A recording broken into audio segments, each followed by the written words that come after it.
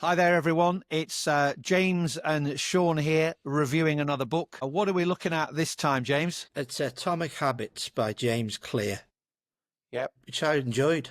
Don't know I about you. did as well. Yeah, I did very much so. A very, very practical book. Yeah, It's a kind of comprehensive guide on how to change your habits, and it's about getting 1% better every day. And yeah, he talks about something called the four laws of behavioral change. yeah, yeah.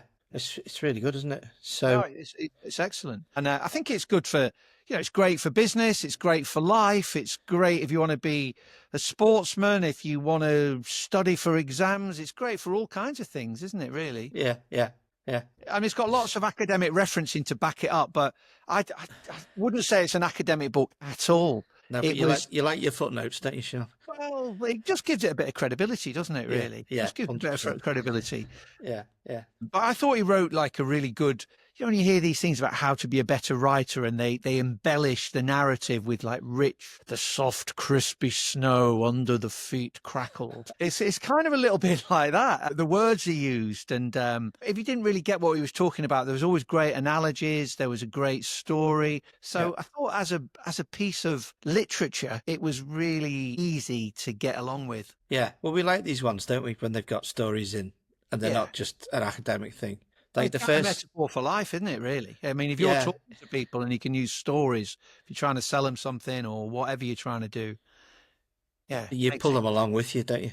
Yeah. Yeah, So the first story is about he had an accident, didn't he, at school, yeah, and he yeah. got a Quite baseball bat in bad. the face. Yeah, Yeah, in sport, it wasn't anything to do with his fellow pupil. It was in sport, but he basically got taken away by a helicopter, and it goes into vivid detail about how he couldn't smell, and you really feel like you were there. Yeah, yeah, you do, and it took him a couple of years to recover, didn't it? yeah.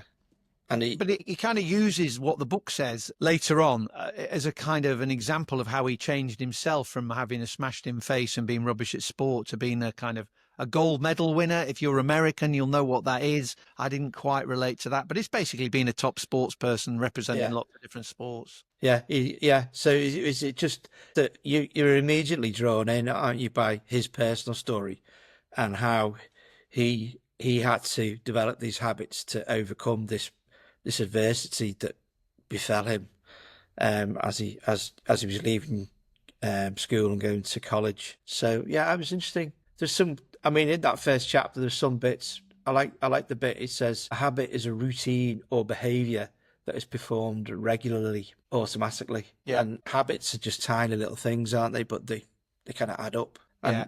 I think one of the main things that he touches on, like on page 7, is this idea of compounding and small things done regularly compound over time, Yeah. especially if you're willing to Massively. stick at them. Yeah, Yeah. And he goes into more detail on that later on. I mean, just to make a different, the sort of, I've read a couple of other books on habits and the power of habit and things like that. yeah, And basically, a habit is something we do without any need for motivation. We yeah, have kind of limited motivational, whatever it is in our body that, we only have limited levels of it. Whereas a yeah, habit, you just do it without thinking. It's just a brain reaction that they kind of link into the 4 steps later on, don't they? yeah, yeah. Okay. So then he kind of, as he's going through the first chapter, he's talking about how this book will benefit you. He said, this book is not an academic research paper. It's an operating manual, Yeah. which I quite like. No, I like that. Yeah. And he's a synthesis of the best ideas smart people figured out a long time ago. Yep. Linking to a few academics, but putting his spin on it, and also Yeah, not saying you must do this. You're just saying, look, this isn't like the only thing you can do, but yeah, from the research I've read and the experiences and everything else I've done, these are pretty surefire ways of making habits become embedded. yeah, yeah. And then kind of at the bottom of page 9, he's talking about the backbone of the book is his 4-step model of habits, which is cue, craving, response, and reward. And the rest of the book is really going through all this, isn't it? And, Yeah, exactly. I mean, there's a bit of contextual things, but exactly, yeah. The book is broken down into those 4 steps, explaining a couple of chapters on each of those, isn't it? And how yeah. you can do it.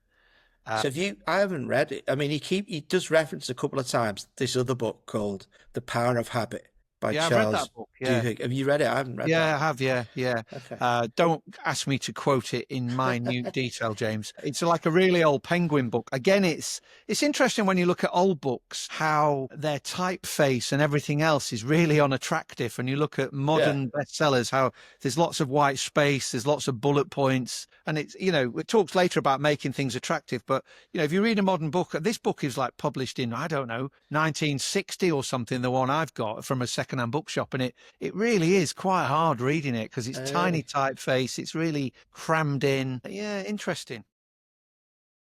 Okay, so that was the one.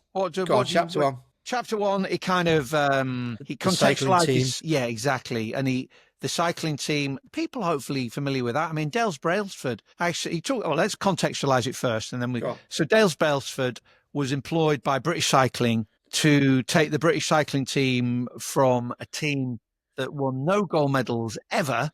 Yeah. The 2008 Olympic Games that won 60% of all the medals that were available for cycling. So they went from zero to hero. Yeah. And he was a big fan of what he called marginal gains. Marginal gains. So he did things like put warming gel on their muscles to help them warm up quicker. He painted all the insides of the workshop bright white, so any dust was very recognizable and wouldn't like make the gears clang or whatever, if that's a word. They took their own mattresses around nice to sleep on. Yeah, the pillows, so they got better sleep and measured their heart rates when they were sleeping to try and get them down, so they're more relaxed. So marginal gains, small habits. Yeah, that's what it was. Basically, he kind of, I think, didn't he say that was I'm just referring to the title of the chapter, The Power of a Yeah, it basically talked about small habits making a big difference. And, a small improvement on a daily basis might not seem much, but over time, it's massive. Yeah. What was that? So 1% better every day for a year was 37%. That's right. Yeah, you say you become 37 times better if you just do a 1% improvement every day. And in the same way, conversely, if you get 1% worse every day, you kind of go to nothing by the end of the year. And it basically says that what starts as a small win or a setback can accumulate into something massive, either positive or negative. And that's what it's really about. So we should focus on getting 1% better every day. I like the bit on page 18. He says outcomes are a lagging measure of your habits. Yeah, which I really like. No, I like that. And a bit further down on page 18, he said just the second part. He says time magnifies the margin between success and failure, so it will multiply whatever you feed it. So good habits make time your ally. So if you do it regularly, over time, you'll get miles better. But also bad habits will make time your enemy because the longer you keep them up, the worse you get. I really like that. Yeah. Okay. Definitely. Okay. So he goes on to talk about what progress is really like. And he talks about an ice cube and an ice cube on a surface and, it's just sitting there. And it's 26 degrees and the temperature's going up 27 degrees, 28 degrees. And then when it gets to 32 degrees, it starts to melt. And that's just a 1 degree shift. But it was all the degrees. It's not just 1 degree. It was all the degrees leading up to that degree, isn't it? Exactly. And he was kind of saying, look, most people aren't overnight successes. Yeah. It's the result of continued little bits. I mean, even himself, if you read a bit about his background, he started writing a blog on habits in 2011, and he was really proud the day he got to 1,000 people, and then he got to 10,000, and then he got to 100. And his book that we're talking about has 20 million sales. But we're going back to 2009, 2010, something like that. It's interesting, isn't it? It's interesting that he's not written another book, isn't it? Yeah, because you would have thought he'd try and capital. Maybe he's just out spending all the money. But he also does a little, for people who are interested, you can sign up for a little email where he just gives you a little prompt every day on, are you keeping this up? What have you done? What have you changed? So I quite like that linked to a book, a more modern way of engaging people other than just reading the book. Actually give them a little nudge in the ribs every day with a little tiny message. Okay. I don't know whether you've seen that. I did do that for a while, and he used to send me a message every day. Yeah. Did it work? Yeah. But yeah, well, I think it would if I was taking it seriously. Since I've read the book again, I can see all the benefits of it. So it just shows. Yeah. I agree. Yeah. I mean, the other thing about that ice cube thing I thought was a good point was that because it takes time, that is also one of the enemies why it's hard to build habits, because people make a few changes. I think it says at the top of 21, they make a few small changes and don't see a result straight away. And they kind of think, I've been running every day for a month now, so why can't I see any change in my body? And, it's probably not worth it. And I just give up. Whereas, I think I don't want to go, but he talks about the plateau of latent potential was a thing he talked about. We need some kind of illustration at this point. There it is. There you go. So progress isn't linear, is it? We think progress is linear, but it's not. It tends to be less than linear, which is where you get the valley of disappointment before you reach the plateau. We probably need a little screen sharing of the graph there, but basically that's the essence of what. So then it kind of, but it's not. It kind of takes time, and then it's suddenly. Let me get in the shot. It sort of goes like that, and then ups. So that's how progress is resulted. Okay. So and then he talks about not looking at goals, but looking at systems. Instead. And how I love this. Some good stuff on page 24 where he's talking about sports teams, and one of this guy from the Super Bowl saying the score takes care of itself. Is it when you're playing a game, you're not constantly looking at the score, which is the goal, but you're just doing the stuff, aren't you? And he says, I like that, and another great analogy again, James. No, you're selling it. I agree with you. He said goals are good for setting a direction, but systems are best for making progress. I love this. There's right down the bottom of 24, there's a little phrase. He says, goal setting suffers from a serious case of survivorship bias. Which I really like, which is, but people who succeed, we knew what their goals were, but there were lots of people who had the same goals who didn't succeed. Yeah. Exactly. He says that just following on. He says every Olympian wants to win a gold medal. Every candidate wants to get the job. And if successful and unsuccessful people share the same goals, then the goal cannot be what differentiates the winners from the losers. And it's all about it's about the systems. You're right. Yeah. So forget about setting goals. Focus on systems. So I agree with it. Right. Yeah. So it says Well, the other thing he said is you do not rise to the level of your goals, you fall to the level of your system. Yeah, that was really good, isn't it? Yeah. And there was something else he said. I quite like the thing where he says goals restrict your happiness, because when you're goal orientated, you're waiting for the payoff. You're waiting for happiness. Whereas when you're systems orientated, you're not putting off, feeling happy. Yeah. And you have like a yo-yo effect. You're a bit up and down, aren't you? Yeah. Because you win and then you go down. And so it says, the other thing he says on 27 there, he says, the purpose of setting goals is to win the game. The purpose of building systems is to continue playing the game. So true long-term thinking is goalless thinking. It's not about any single accomplishment. It's about the cycle of endless refinement and continuous improvement. Ultimately, it's your commitment to the process that will determine your progress. So that's the essence of what he's trying to get us to achieve. Okay. So it sets all that. So we need habits. And, he kind of says habits, they're great, but they're a double-edged sword because you can have bad habits as well as good habits. Yeah. Small changes are what we need to do. A little habit is part of a much longer term gain. So that was chapter 1. Okay.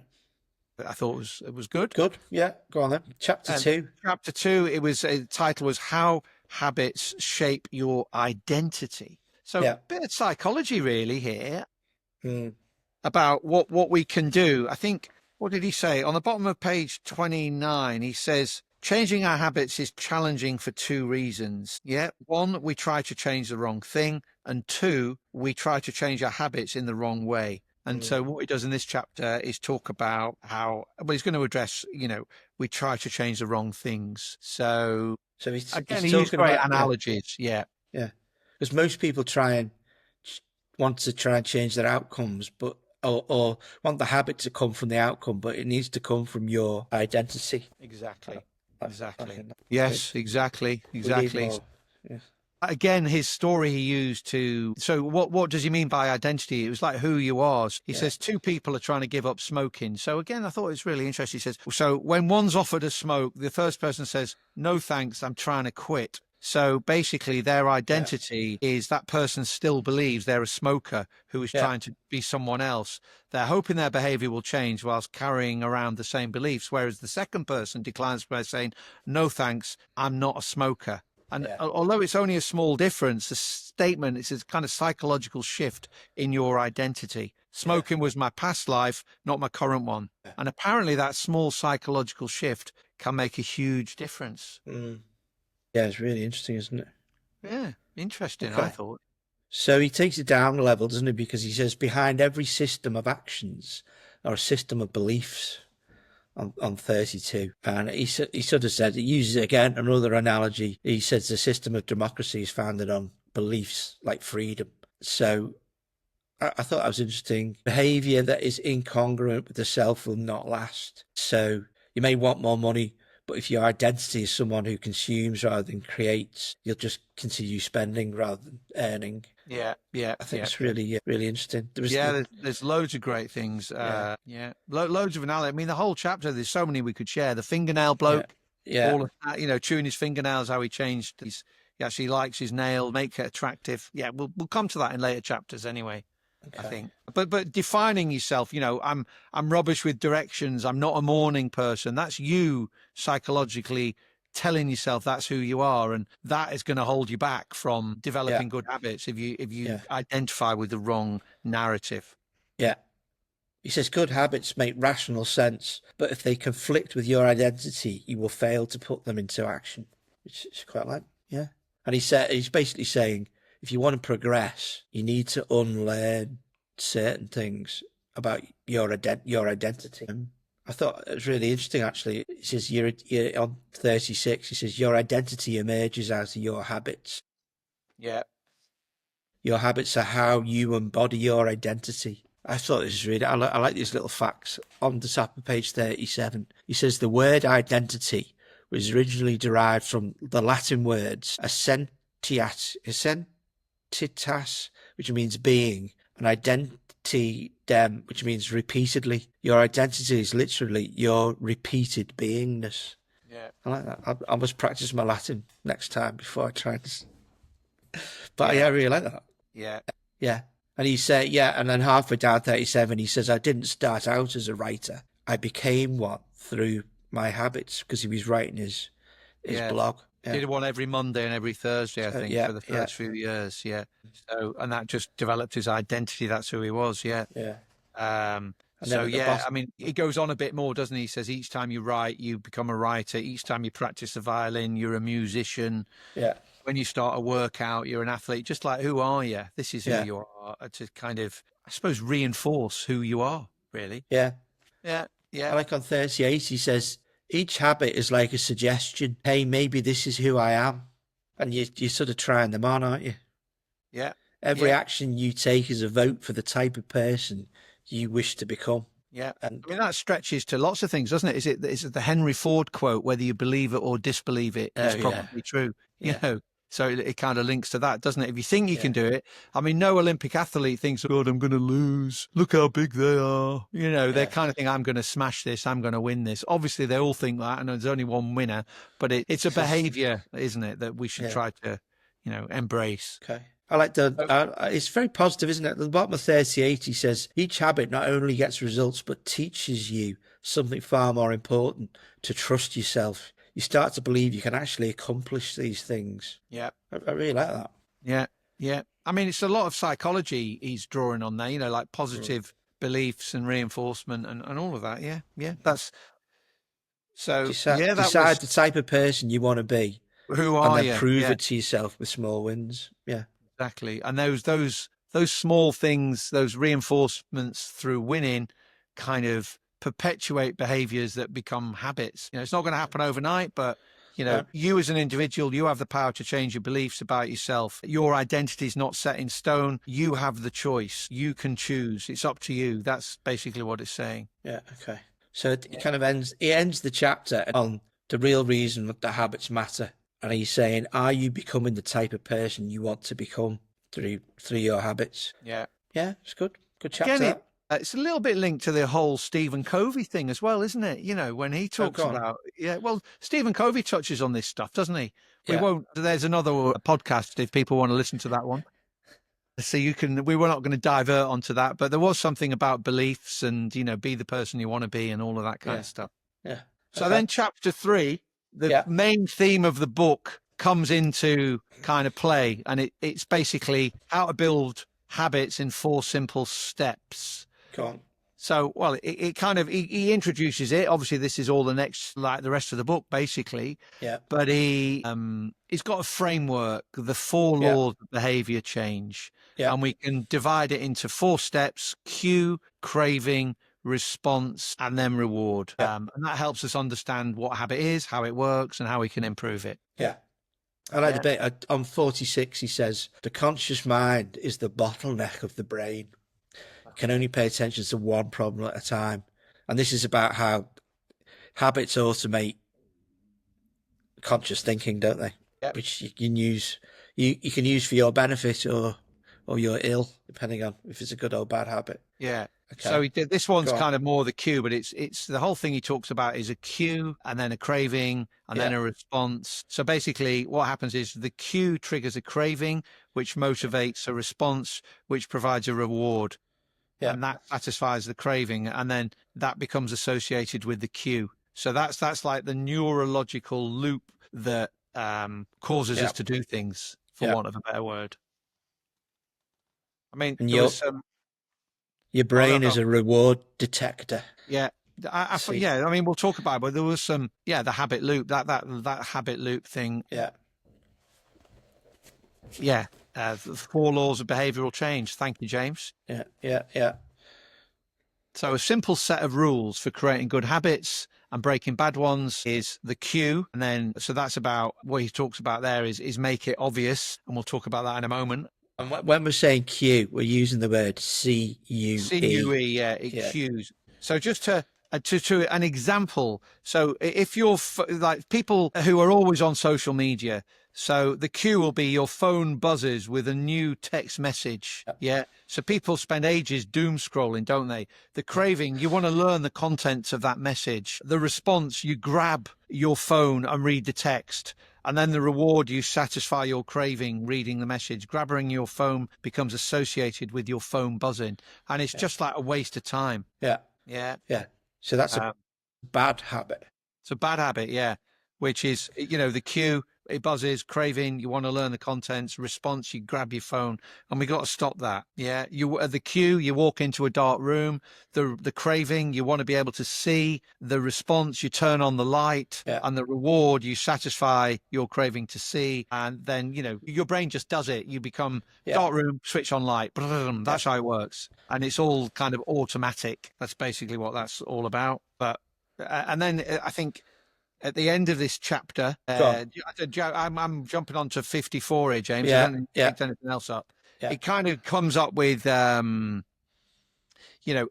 to create a good habit and how to break a bad habit. And it basically sums up the next chapter. So the first law is make the habit obvious. The second law is make the habit attractive, make it easy, and make it satisfying. And it's kind of to stop bad habits. It's kind of the inverse of that. So make it invisible, make it unattractive, make it difficult, make it unsatisfying. Good. Yeah. Okay. So then he moves on to the first law. Yeah. Making it obvious. Yeah. This is quite a good story about a lady who was a medic, goes to a family wedding, and she sees her father-in-law and tells him he's got to go to hospital straight away. And because she felt he was at immediate risk of a heart attack. And he was, it turns out. And she knew that, because she just had so much experience of people on cardiac wards and what the cues were. Yeah, so just her brain had picked up on cues that predict outcomes, and she just knew it. Yeah. I thought there was a few funny, using great stories to explain it. On page 62. Go on. there was a lady who he'd been doing some research with, and she was a former preschool teacher, and she'd moved to a corporate job, and her behaviours were so embedded, which is a danger of habits in a way, and it talks about how to stop them. So she's now working with adults. Her old habits would kick in, and she kept asking her co-workers if they'd washed their hands after going to the bathroom. And a man, have you washed it? It's like, you might do that with kids, but you don't do it. And then there was a man who'd spent years working as a lifeguard and would occasionally yell, "Walk," whenever he saw someone running. And that's just how, over time, habits become so common that they kind of become almost dangerously embedded, and we don't think about them. Yeah. I like there's a quote from Carl Jung saying, "You make the unconscious conscious, it will direct your life and you will call it fate." Yeah. I really like that. Yeah, very good. And he talks, what do you think about the habit scorecard on 62? Yeah, it was trying to stop these people saying, "Have you washed your hands?" He talks about the Japanese train system. Yeah. Whereas pointing and calling, it just makes it kind of not be automatic. You have to think when you point and call. Basically, when the train approaches a signal, the operator will point and say, "Signal is green," rather than, just go into your auto mode. The signal is green. Yeah. And, when it's time to leave, the operator will point at the timetable and say, "Time, the time is 6 o'clock, we're leaving." And and that's pointing and calling. It's actually a safety system designed to reduce mistakes. So it might seem a bit silly, but it's really effective, because I think it cut errors by 85%. It cut accidents by 30%. Yeah. New York subway system adopted it, and they had similar benefits. Yeah. So it just raises the level of awareness. So I thought pointing and calling, although you think it's obvious, it does raise a level of awareness, and your non-conscious behavior kind of gets stopped in its tracks. Yeah. I like that. And then he goes on to this habit scorecard, 64, which I printed out. Oh, good man. It's quite good, actually. He's got all kinds of resources on his website, which he refers to in the book. So you can go and print it out. But he talks about a tidy workplace as well, James. I'm just looking over your left shoulder. I know, it's a busy workplace. It's gonna you're gonna get brain fog with all that. I'm not at my desk. I'm actually downstairs, but that's maybe the point, because my desk is similarly tidy to yours, or not. But so he just gives you a kind of a program of how to develop good habits. But the scorecard is for you to start noticing things, isn't it? So he's saying, create a list of your daily habits, and you might have things like wake up, or turn the alarm off, or check your phone. Pour a glass of wine. Yeah, pour another glass of wine. Exactly. And then if you're neutral on the habit, you put an equal sign next to it. If it's a good habit, you put a plus sign next to it, and if it's a bad habit, you write a subtraction sign. So I was sitting reading my book yesterday, and I put being reactive to the phone, because I had the phone next to me. Yeah. And I kept putting the book down to look at, which is a bad thing, isn't it? You should have, you shouldn't. It's really, one of the businesses I run is kind of helping students pass exams, and I serve them on WhatsApp 24/7. So it just gets very draining if every time it pings. So I try to look at it every 2 hours rather than look at it every time it pings, because you just get dragged down rabbit holes. And it's a bit like that other book. What was he called? Adam Grant, the multitasking, another podcast we did where he says multitasking is a myth and you should concentrate on one thing. Yeah. I can't remember that. Was it Adam Grant? You don't remember that, Jamie? We did do a podcast on it, but you'll have to look back through. Can't remember that. But he was talking about multitasking not really being very good for you, because our brains can't actually multitask. They're much better focusing on one thing. So I kind of check my WhatsApps every 2 hours rather than check them or message every time, because I think you can get apps to do it for you as well. They just release them every 2 hours. Okay. And if someone really wants to contact you, they'll give you a call, Yeah. Gosh, interesting. Okay, so that was the habit scorecard. Good for you doing it. So that's... And then it says the first step to changing bad habits is to be on the lookout for them. So you do the scorecard's like a bit of an audit almost that you need to do. Just to heighten your awareness of it being a bad habit. Yeah.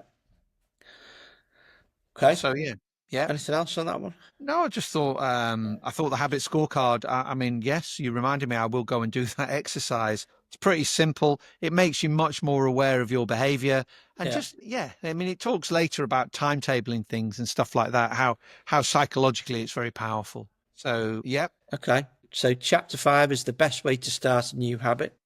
Yeah, like it kicks off with a great example, I thought, chapter 5. Yeah. And basically, it talks about some researchers in the UK wanted to build better exercise habits over 2 weeks. And they divided them into 3 groups. So what they did with the first group was, that was kind of the control group. They were simply asked to track how often they exercised. And then the second group was the motivation group. They were asked not only to track their workouts, but read some material on the benefits of exercise. And the research explained to the group how exercise could reduce the risk of coronary heart disease and improve heart health. So that was the second group. And then the third group, they received the same presentation as the second group, which ensured they had equal levels of motivation, but they were asked to formulate a plan for when and where they would exercise. So specifically, each member of the third group completed the following sentence. During the next week, I will partake in at least 20 minutes of vigorous exercise on Tuesday at 3:30 in the gym or in my office or whatever. So what was the outcome? Well, first and second group, 35 to 38% of people exercise at least once per week. Yeah. You guessed it. What happened to the third group? 91. Yeah. So why was that? It's basically when people make a specific plan for when and where they're going to perform something, you're much more likely to develop a habit. Yeah. So that's good. When situation X arises, I will perform response Y. Yeah. That's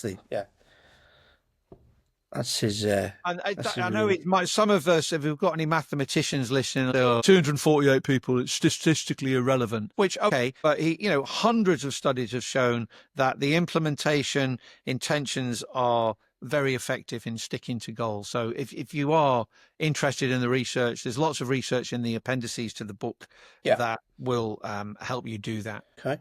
So then he moves on to the idea of habit stacking. Yeah, I like that. Which is 74. There was one I picked up on. So you basically connect behavior. So what current you do? Behavior. Yeah, it's habit stacking. If I do define it, is a new habit is to identify a current habit you do every day and then stack your new behavior on top. So, meditate. If you want to be meditating, how do we meditate? Well, after I pour my cup of coffee, I'll meditate for 1 minute. Yeah. After I take my work shoes off, I'll change into my workout clothes. After I sit down, so for marriage, after I go to bed at night, I'll give my partner a kiss. So yeah, it's just behaviors that become embedded. That's kind of what they're trying to do. Yeah, I quite like that idea, habit stacking. He writes quite a bit on that, doesn't he? There's a couple of pages on that. Yeah, because it's much easier because you already do the good thing. You just need to add something on a habit that's already established. You just add a little bit on it. Have you got anything on 76 or 77? Well, it's just lots and lots of habit stacking examples, isn't it? After I put the dishes away, I'll immediately wipe down the counter. After I wipe down the counter, I'll set out my coffee mug for the morning. It's a bit like, put your gym clothes by the door, isn't it? And he doesn't say that, but how do you get people go to the gym? Well, you have all your kit out the night before. You kind of make it easy. I kind of flicked on to 78, and I quite like at the bottom of 78, he talks about making things specific and not ambiguous. So he said he wanted to do push-ups before lunch, and he wasn't specific enough with himself. And then he said, when I close my laptop for lunch, I will do 10 push-ups next to my desk. And that cleared away all the ambiguity. Yeah. Very laudable of him. So yeah. Make it obvious, and make it specific. Yeah, it's good. Habit stacking, easy to do. So make it obvious. You've got a habit. I just add the new one onto something you just do naturally anyway. Yeah. So maybe you brush your teeth. Maybe I'll floss as well for a minute or something. Okay, very good. I stand on one leg when I brush my teeth. Do you? Yeah. 30 seconds on one leg, 30 seconds on the other. Okay. Yeah. Sorting out your core. Yeah, it's good. And then, and then you're supposed to close your eyes as well, which I Okay. counterintuitively, when I've had a drink, I can close my eyes and stand on one leg, no problem. Whereas when I'm, when I've not had a drink, close my eyes, it's a lot more problematic. Don't know why. Anyway, Interesting. so go on, chapter 6. Chapter 6 is titled Motivation is Overrated. The Environment is Much More Important. Yeah. So he basically is saying that, yeah. And also, I think reading that other book on motivation, we only have limited amounts of chemicals that help us be motivated. And once they become diminished, they're gone, and we can't do anything to make us do that thing or work harder or, go to the gym. It's just like we've evaporated all of that chemical within us. And to get us to do things, it's far better to have a habit because we just do the habit. We don't need any motivation. So I think that's where linking it to another book, it's the environment in which we're in. He goes on the first bit of the chapter. He was talking about the hospital was trying to get people to drink more water, and he kind of gives a map of the canteen there. You can see, and it doesn't really come across very clearly because it's a black and white. But basically, there was only one area where water was, and what they did was they changed the layout of the cafe so there was water available in many, many more places because everyone was drinking kind of fizzy, sugary sodas, and just by making an environment where there was more water available. I'm trying to think of the actual percentages. Yeah, he said after 3 months, the number of soda sales at the hospital dropped by, so that's like, fizzy, sugary drinks, dropped by 11.4%, while sales of bottled water increased by 25.8%. So they didn't do anything about telling people about, drink more healthily. They just moved the water so it was more easily accessible. So I suppose it's like making it easy to go to the gym. Just put your gym clothes by the door, isn't it? So that's obvious. But, the obvious works is what they're saying, rather than say you must drink so much water a day. Just make it obvious. And the other thing they talk, I thought, it's probably not a good thing, but they talk about supermarkets. So everything at your eye level and at eye, I mean, all the supermarkets use this because they know it works. Yeah. Okay. Yeah. I mean, I didn't really have anything more on that chapter till 86. Whereas down the bottom, there's a bit on 84 I liked was about vision, and it's kind of how salespeople are or should be very aware of the fact that I think we've got 11 million sensory receptors in our bodies, but 10 million of them are associated with our sight. Yes. So, and some think that half of our brain's resources are used on vision. Yeah. So therefore, a small change in what you see can lead to a big change in what you do. So make it very obvious, visible. Island displays, that kind of thing. But it's all fairly obvious, really. But so is most things in life. I mean, go on. You were going to go on to 86. Well, I was just down the bottom. He was just saying, make sure the best choice is the most obvious one. Yeah, as you're saying. Yeah. So if you want to remember to take your medication each night, put your pill bottle next to your toothbrush or something. Yeah, it's obvious, but do you do that? I like it. On the bottom of 87, he says, stop thinking about your environment as filled with objects. Start thinking about it as filled with relationships. Because like you're saying, you put the pill bottle where you're going to take it. Yeah, exactly. So it's good. Yeah, it's obvious. I mean, the stuff we've done in the past when we've been working with business partnering teams and stuff. And, a lot of what we say, it's like if you want to get along better with your stakeholders, maybe go and see them once a week. Yeah. And it's like, that's obvious, isn't it? But when was the last time, like we were talking to some business partners at Elsev, when was the last time he went on a ward and they'd never been on a ward? And it's like, isn't that obvious? Well, it's obviously not obvious to you because you've never been on a... So these are all great things. Obviousness isn't always practiced. No. Okay. The location brain thing over the page, did you pick on that? Go on. Where are you up to now? 88. Yeah. I like that in that, again, dealing with helping people. Like if you want to write a book, I think I was reading about Jeffrey Archer, who, is a prolific writer, and he only writes at a certain desk and he writes with a certain pen. And then he gets his second and he writes freehand, not with a typewriter or word processing, because that's what stimulates. But he has to go to that desk to write. and he has Yeah. to use that pen because, boom, he's just a mental trigger. If you're studying, I go and sit at my desk and I study, and then I go and sit on the sofa where I'm not studying, I'm having fun, I'm doing something else. So basically, if you can train your brain to associate with a particular location, I've seen that to be very powerful. So like you're here, even sometimes, you know, what you wear, you know, I've got my work clothes on, I've got my playing clothes on, kind of thing. He said, the top 89, he says, the mantra I find useful is one space, one use, which I liked that. And then he goes on to talk about phones, doesn't he? And how mobile phones, although they're very, very powerful, they, you can mix up what the context is, why you're using it. Yeah. He says it's a mishmash of cues, a mobile phone. Yeah. Yeah, it's good. No, I agree. I actually have 2 mobile phones for different things. And I can combine them. Whatever is, why don't you just put them all on one? Well, for the very reason is I try to make a demarcation between personal life and work life. And it just helps. It just, you know, stops me getting dragged down rabbit holes. Yeah. Got your burner phone, eh? Yeah, exactly. Come on then. Any more on chapter 6? I think right at the end, I picked up on every habit should have a home.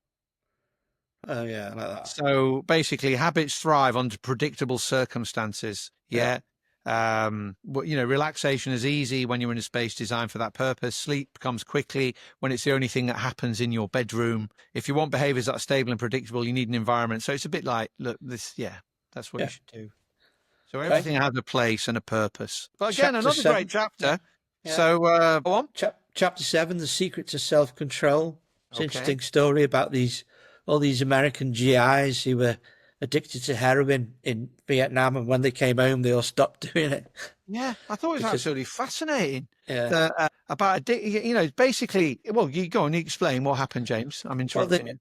When they were in Vietnam, they were stressed, and all their buddies were doing heroin, and it was readily available. So a lot of them did it. But when they went home, they weren't stressed because they weren't fighting a war, and they were in a different environment. 90% of the heroin users.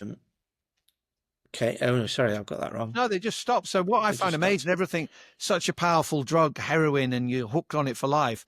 These guys were all hooked on it in the Vietnamese jungle, and then they came home. And it just stopped. So there was no triggers in their domestic life in, you know, suburban USA that caused them to keep taking heroin. Whereas in the jungle, where all their buddies were all taking heroin and they were all stressed. Yeah, I found that absolutely fascinating, actually, that it's just like playing with your brain.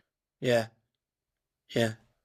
Because it talks about heroin addicts maybe who are on the streets of the States. They go to a clinic, they get clean, and then they come back to the streets where everyone's taking heroin again. So you're never going to get clean because heroin users just go back to the environment that they came from before rehab. So it's like these people that move out of Hollywood to, you know, the hills or, you know, the desert just to get away from all the people who are doing whatever they're doing. So on 93, about halfway down 93, he says, once a habit has been encoded, the urge to act follows whenever the environmental cues reappear.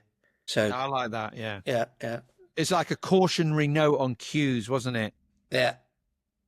You know, behavior change techniques can backfire. So what he was basically saying, if you shame obese people with a weight loss presentation or something, they get all stressed, and basically to overcome their stress, they go and do a bit of comfort eating. So it's actually counterintuitive. Or even it said that like showing blackened lungs to smokers will get them all stressed again. So to calm themselves down, they have a cig. You've got to be careful about cues, basically. Yeah, I like that. And then 94, he goes, you can break a habit, but you're unlikely to forget it. And I've never seen someone consistently stick to positive habits in a negative environment. Yeah, that was it. So, you know, and little examples, if you're watching TV, too much TV, move the TV out of the bedroom. Yeah. If you spend too much money on electronics and gadgets, quit reading reviews of the latest tech gear. If you're playing too many video games, unplug the console and put it in the closet. If you're drinking too much beer or wine, don't have any in the house, so Yes, you yeah. have to go out and buy it, kind of thing. You know, I've got a fridge full of wine and stuff, and it's not good. So make it Go on. obvious. Well, it basically says so. So he did say right at the end. He says the practice isn't, you know, to get rid of bad habits. It's don't make it obvious, make it invisible. Yeah. So you get rid of the telly, get rid of the games console. I thought they were all great points. Okay. We come on to the second law, make it attractive. Yep. What have you got here? So this is chapter 8. How to make a habit irresistible. Yep. And again, well, I kind of came into this about 104. I don't think. Yeah. Did you pick anything up before that? Not really, no. It was based on facts we all know, and it's what the food industry does to make what is effectively rubbish food very attractive. Yeah. So how do we eat more junk food? Well, yeah, the food industry know exactly what they need to do. And we all fall for it and we eat lots of junk food. So he's talking about dopamine, isn't he? Oh, I found that in this fascinating chapter. as well. Yeah, dopamine and the importance of how it affects our brains. What have I got here? It's the anticipation of a craving reward. and desire, wasn't it? He talked about that. And the dopamine spike, and the anticipation of a reward, not the fulfillment of it, that gets us to take action. Yeah. So the dopamine is that anticipation, and then they talk about an experiment they did on rats where they put something in their brains to stop dopamine being released. Yeah. Okay. The rats kind of they lost their will to live, basically. They wouldn't eat. Yeah, they died of thirst. Yeah. And then in follow-up studies, they inhibited the dopamine bits of the brain, but they gave rats sugar and all their faces lit up with sugar. So they still liked sugar, but the dopamine didn't make them keep eating sugar. Yeah. Really so they could experience the pleasure, but without dopamine, they had no desire. Yeah. Interesting. And without desire, their actions stopped. I thought it was fascinating. How cocaine addicts get a surge of dopamine when they see the powder, not after they take it. Yeah, exactly. Okay. Yeah. So then he goes on. You know, all of the things that are bad, browsing social media, eating junk food, taking drugs, playing video games, are very interesting. The scientists thought dopamine was all about pleasure, but now we know it plays a central role in the motivation to do something. Yeah. Okay. Well, have you got anything else there? On the dopamine, I quite like the temptation bundling. Oh, yeah, on 108, yeah, go on. So, again, it's a bit like habit stacking, which we were talking about earlier. And basically, it's talking about an electrical engineering student in Dublin. He enjoyed watching too much Netflix, but he also knew he should exercise. So he using his engineering skills, he hacked his stationary bike and connected it to his laptop and TV. Then he wrote a computer program that would allow Netflix to run only if he was cycling at a certain speed. If he slowed down for too long, whatever show he was watching would pause until he started pedaling again. So he was eliminating obesity one Netflix binge at a time. I thought that's quite good, yeah. He also talked about ABC broadcasting in America, where the company would air 3 shows and it would tell everyone to make popcorn, drink red wine, and enjoy what's going to be a great evening. Yeah. So a Thursday night was a viewership opportunity, and everyone probably likes to drink wine, eat popcorn, and have fun, but you should do it with the ABC, you know, whatever was on. I think it was Grey's Anatomy and that kind of stuff. So I thought that, you know, again, that's kind of proven by TV executives that these things work and we can sell the advertising between shows for a lot more money. Yeah. Okay. So he had another little formula, didn't he? The habit stacking and temptation bundling formula is, after a current habit, I will do something I need. And after I do something that I need, I'll do something that I want. Yeah. So I'm just looking there. Well, he said, like, after I pull out my phone, I'll do 10 burpees. And after I do 10 burpees, I'll check Facebook. So you can fulfill your Facebook want, but you have to do 10 burpees first. Which is a need. Yeah. Yeah. Okay. Yeah, to get fitter. Anything more on that? No, that's fair enough. I wonder whether it's probably, without commenting whether that works or not, you probably should try it, shouldn't you, really? Yeah. Obviously does. Okay. So this is about making the habit irresistible. And then chapter 9, was Yeah. talking about the role of family and friends. Again, you can Yeah. probably relate to this in life. If your kids hang around with all the bad kids outside the shops, they're probably Yeah. going to develop those habits. Whereas if you make them hang out with all the maths club kids, they'll be probably more inclined to do maths. Yeah. And they talk about the chess kids, that experiment, the Hungarian, Laszlo Yeah. Polgar. His 3 daughters. Made them all like chess champions, but it's like he engineered it. They weren't natural. He engineered it by all the kids played chess. He put pictures of chess champions on the wall. Chess was a great thing to do. They all loved it. They all played it. And surprise, surprise, they all became amazing at chess. I like the bit where he wakes up one night and finds his daughter playing chess in the bathroom. And he says to her, her name's Sophia. He says, "Sophia, leave the pieces alone." And she said to him, "Daddy, they won't leave me alone." It's really good. Yeah.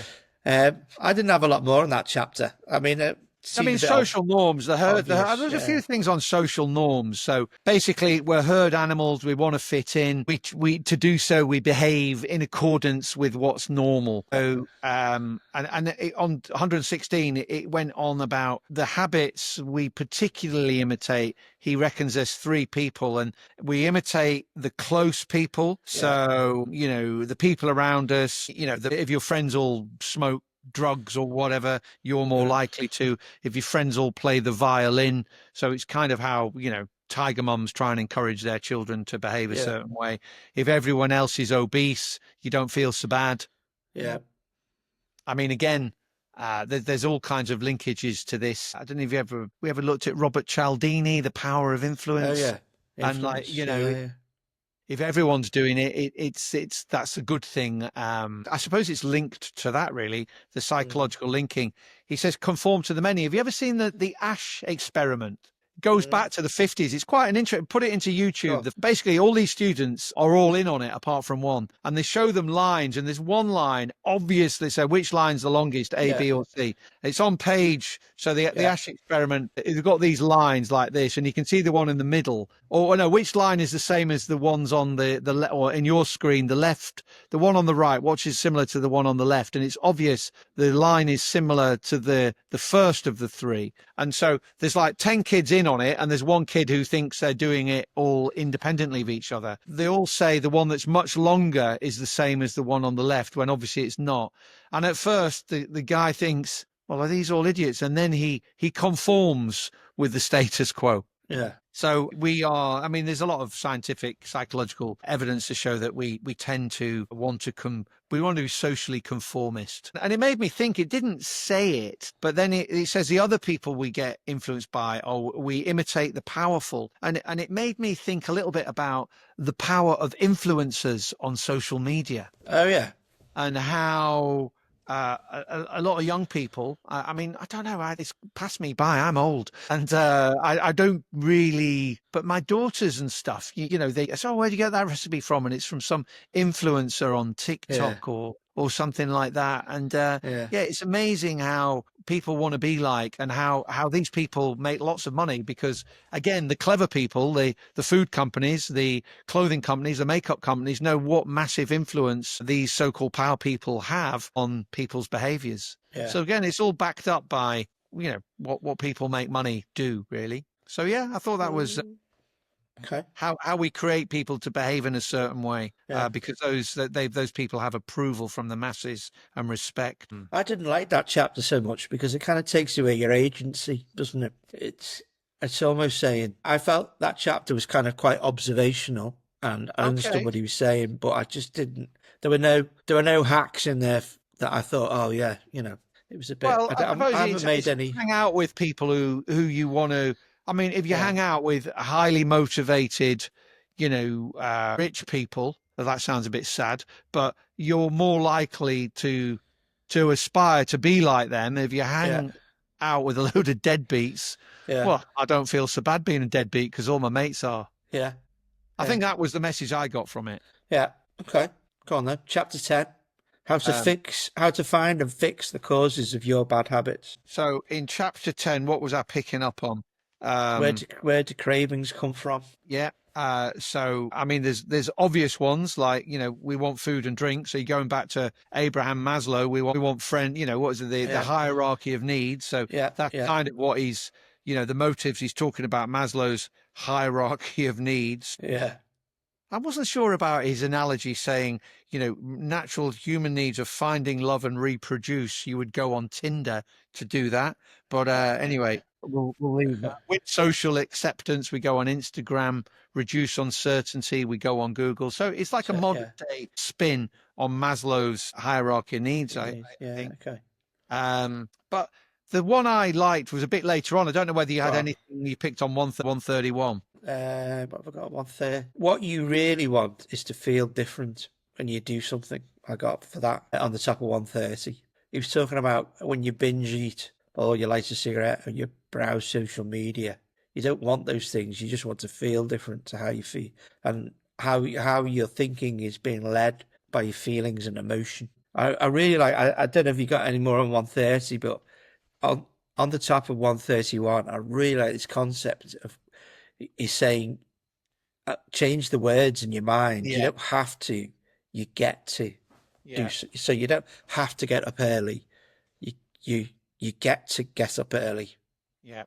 Reframing. You get the opportunity. Yeah, really interesting. No, it's interesting how reframing, I mean, that's kind of what hypnotists do, don't they? They reframe the narrative and that makes people behave in a certain way. Over the page on 132, it's like reframing, people giving a presentation at work or people, again, going back to kind of student exam stuff that I've been involved with, where people get panic attacks and they're really good and they'll probably smash their exam, but they get a panic attack that ruins their day. And it's, again, narrative can help that. So if you say, oh my God, I'm so nervous about giving a presentation or doing an exam, but if you say, look, it's great, I've got adrenaline going through my veins, that's going to help me concentrate and perform at my utmost best, because that's what adrenaline does. It, it's preparing us for flight or flight. It improves our concentration. It improves our performance. But again, it's about the narrative. It's what you say to yourself. Yeah. Any more in that chapter? Well, the other behaviors where he talks about sort of behaviors to adopt. He talks about putting headphones on. Did you hear that? Where he's kind of helps. So once he puts, so what he said, he says he was conditioning himself. He put his headphones on, played some music and did focused work.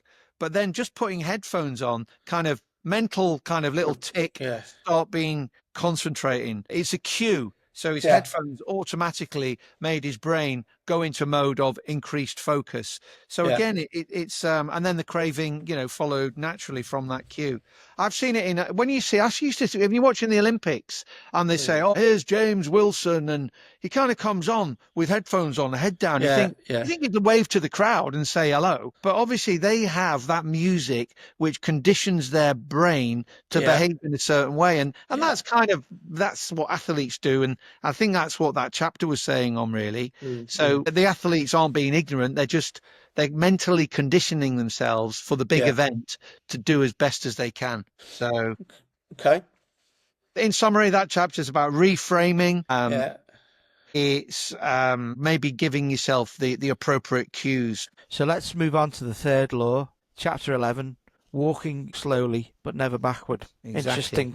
Interesting start with the professor and his students, getting them to take photographs, and he sets one group of students up to take the perfect photograph and another group of students to take many photographs, and actually it's the second set of students that has the better outcome.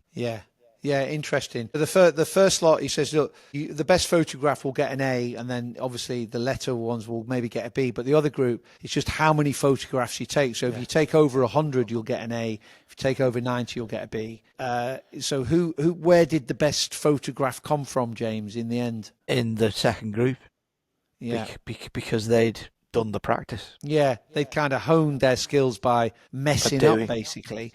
Whereas the other lot had spent ages strategizing, theorizing, working out what's Yeah. going to be the best photo, but they actually never did it. And he basically says it's really easy to get bogged down trying to find the optimal plan. And he used a term where he talked about the difference between being in motion to taking action. Yeah. So it sounds similar, but Yeah.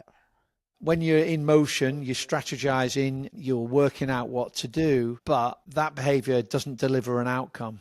And he says if you want to master a habit, what you have to do is you need to keep repeating it and not go, you just need to repeat it. So practice. So the first takeaway of this third law, I think, is you need to get your reps in. You need to keep doing it and getting better. You're not going to be brilliant, but you need to, keep repeating it. Yeah.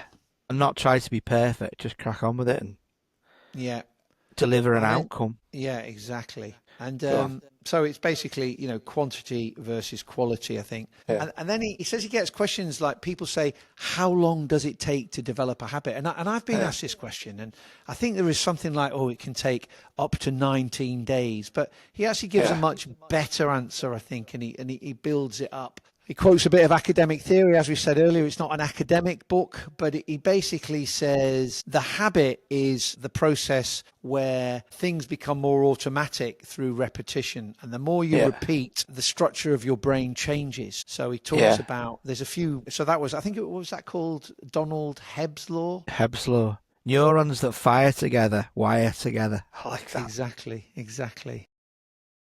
That's so, really good, isn't it? It does change our brain, and they can do kind of, I suppose, scans of brains and see differences. So if you look at a musician's cerebellum, and that's the bit of the brain critical for physical movements like plucking a guitar string, it's much bigger in a musician. Yeah, and the taxi drivers, when they learn the knowledge in London, the hippocampus is significantly larger, isn't it? Yeah. Until they stop, until they drive in a taxi, and it goes back to normal. Yeah, so obviously their brain develops the hippocampus is about spatial awareness, I think. Just in case no one knows what the knowledge is, I think London's unique, and I'm not sure this is a relevant skill anymore, is that a taxi driver can spend up to 6 years learning every route and street in London so that they can be effective taxi drivers. I don't think they invented that, though, when SatNav was invented. I'm sure if we've got any taxi drivers listening, they might be writing in, complaining, but... I used to sit next to a guy at work who did the knowledge. It was interesting, and he had they used to buy little mopeds, and they have a piece of plexiglass, with pages of the A to Z. Yeah, exactly. My first job was on Caledonian Road and in like North London, and that was where the examining centre was for all the taxi blokes on their mopeds. So I used to go for a sandwich at lunchtime, and it was packed with mopeds with all that plexiglass, as you say, on the front. Yeah, but it would take them years. Yeah. Yes, I do in a degree, isn't it? Yeah. Even longer, like doing a PhD almost. So that's basically the moral of that is there is a very well-worn trajectory from practice to automatic behavior. And actually going back to the question, which is how long does it take to build a habit? What James says, the author, is that it's not really, you shouldn't ask that question. You should ask the question, how many repetitions should we do? Yeah. How many repetitions should we do? And, it's not relevant to how long, it's how many repetitions. And I think that's, does that contrast with, what was that guy called who wrote, was it the 10,000 hour rule? Malcolm Gladwell. Yeah. What was Outliers. And he talked about, the Williams sisters, didn't he? And how they practiced tennis from when they were 2 years old. And Tiger Woods had played golf for 10,000 hours by the time he was about 11. And that was ingrained in his brain kind of muscle and memory. The Beatles and Oh, is that right? You talked about Beatles as well? Yeah. It was interesting. Okay. I didn't know that. So what advice do you give your students when they're practicing or revising? Well, the advice I would give them if they're acting as students is to try to, I think we said about putting headphones on. Sometimes if you go and sit at the same desk, it just gives you a little neural cue to start. This is now start time for study. And when you get out of that, do something else. I mean, there's some great things we're going to talk about in a moment about the destroyers of creating habits like social media and your phone and what they suggest we do to do that. I would definitely start using that more. But It's this whole book. If you are a student, if you're studying for whatever exams you're studying for, I think, you should buy this book and you should make sure you follow it and make lots of notes on it. It's very actionable, isn't it? Yeah. I quite like the way it's an excellent book, yeah. Yeah, and you can go to his website and there's more resources on the website. Yeah, definitely. It's a kind of it's a guidebook on how to live in whatever. I mean, there's extra things on parenting and stuff like that. So if you want to be a better parent, there's ways to make your children develop good habits. If you want to be a better business leader, it's linked to that. So it has a lot of flexibility in the messages it sends out. So chapter 12 is the law of least effort. I love the way it starts about how farming spread across Europe and how it spread differently across the Americas, because Europe and Asia are basically left to right, whereas the Americas are up and down as land masses. And he kind of says that it spread much quicker, farming in Europe, because it was all the same temperature, because it was going across the world rather than up and down the world. Yeah, so that's his that's his example of least effort, isn't it? I thought that was really clever. So what did you get from this chapter? Well, what do I get? I think we should try to do things that don't require a lot of effort. He talks about friction associated with habits. So if you try to create a habit in a high friction environment, you're probably going to fail. And he uses a great example. Say you're trying to diet. It's probably the time to start dieting. It's probably not 2 weeks before Christmas. Yeah. Or giving up drinking 2 weeks before. It's just too hard. What do you want to do that for? It's not going to work. So try to create habits in low friction environments. And so I was just talking about students there. If you've got a clean desk, a tidy desk, and that's where you go to study, you're probably more likely to be an effective studier than do it whilst you've got your dinner on the bench and the telly's on. That's not going to work. So he's calling this environment design, isn't he? Yeah. So make it easy. You give yourself cues. Yeah. So, I mean, an interesting analogy. He's great at stories. I love his stories. Did you like his story about the Japanese back in the 70s? Oh, yeah. What was it? They were making stuff. It talks about lean production, and I always thought it was about saving money, but it obviously made things more efficient.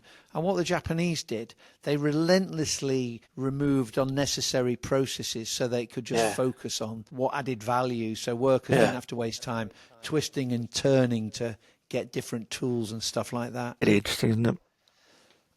Excuse me. It says here, it took American workers 3 times as long to assemble their TV sets as the Japanese did. Yeah. And he calls that addition by subtraction. I think that's his phrase, rather than the Japanese. Yeah, that's what he said. So, I mean, there's a few other examples that I'm sure other people have read this book, journalists, and come up with things. So, he comes up with things like make it easy to go to the gym by having your gym kit and, running shoes by the door and the bag ready. Yeah. He also gives a real example of the British government where they wanted to increase tax collection, and he just made it easier. Rather than they used to give them a link to a web page where they could download the tax form, but then they gave them the opportunity to directly kind of get into the form, and tax collection went up from 19 to nearly 24%. Which, 60 million people is probably quite a lot of tax. So, make it easy. I mean, then he gets a bit extreme. I don't know what you thought about the TV examples. Oh, yeah, I quite like that. What, taking the batteries out of the remote control? Yeah. So he kind of reverses it to stop a bad habit, make it more difficult. Even worse than taking the batteries out, he talked about if you really don't want to watch telly, take the telly out of the room and put it in the closet. And then if you want to watch the telly again, you've got to bring it back in, plug it all in. And you've really got to watch the telly or want to watch the telly in that situation. Yeah. The best one, though, and you mentioned about students a moment ago, was the mobile phone thing. I love this. And he comes to this later as well, but, put the mobile phone in a different room. Yeah, and not look at it till lunchtime. And he said he got 3 or 4 hours of really good work done each morning because it's just so tempting, isn't it? Ping on the phone, what's going on? But Do you ever without use any interruption, he was much more effective. Do you ever use focus modes on your iPhone? Yeah, I do sometimes. I mean, the main problem I have with that is I forget to switch them off. So people Yeah. are trying to call me and they can't get through. And I'm thinking, what's the matter? So, yes, it has its good and its bad. But I really like the focus modes because you do pick your phone up and then there's nothing, you can't get into anything. yeah. As well as people not contacting you. I Yeah, find it. I think that was another book. Didn't we review that Adam Grant book about deep work? It was deep work. It wasn't Adam I Grant. thought it was Adam Grant, was it? Or it What was his someone with name? deep work. Anyway, they'll have to look on the list of books we've reviewed. But Yeah. he talked about Cal Newport. Cal Newport. That was it. That was it. But I think Adam Grant was another advocate of that kind of behaviour. Right. I think I do that. I really like setting aside time in the morning to do big chunks of work. Yeah. I mean, basically, the moral of that book was multitasking is Yeah. ridiculous. It doesn't actually exist. We can't multitask. Yeah. You should be working on your business, not in your business. Okay. Very good. Very good. And it go on. So Anything to else in summarise this that chapter? that kind of chapter, it's basically if you're in a high friction environment, developing habits is very hard. Yeah. And if you prime your environment, like hiding your phone or putting your telly in the cupboard, then that's the reverse of stopping bad habits in a way. So this is chapter 13 next, how to stop procrastinating by using the 2-minute rule. Starts with another good little example of the choreographer. I can't say her name. Twyla. I think so. I'm not sure quite where she's from, but She was in New York, wasn't she? Twyla Thorpe. She's the greatest dancer in Korea, one of the greatest dancers and choreographers of the modern era, apparently. Okay. Although, I excuse my ignorance, I haven't heard of her. She was awarded the MacArthur Fellowship and basically toured the globe for most of her life. And she credits her success to simple, basic habits. Yeah. And she had a ritual, didn't she? She'd get up at Exactly. 5:30 in the morning, put on her workout clothes and her leg warmers and a hat, and she'd go outside and get a cab in Manhattan. And it was the ritual of getting in the cab or getting the cab that set off the rest of her day. Exactly. So that little She just ritual. said, take me to Pumping Iron Gym and First Avenue. And then the fact that she was in the cab and said, I want to go there. Then she did 2 hours workout. Yeah. And it was the cab. It was the ritual of the cab, doing it the same every morning. So there's a lesson for creating habits. I really like that. What I liked, it also said they described the habit as the entrance ramp to a highway. Yeah. So the highway was obviously working out, but she'd never get on the highway if she hadn't gone up that entrance ramp of the cab.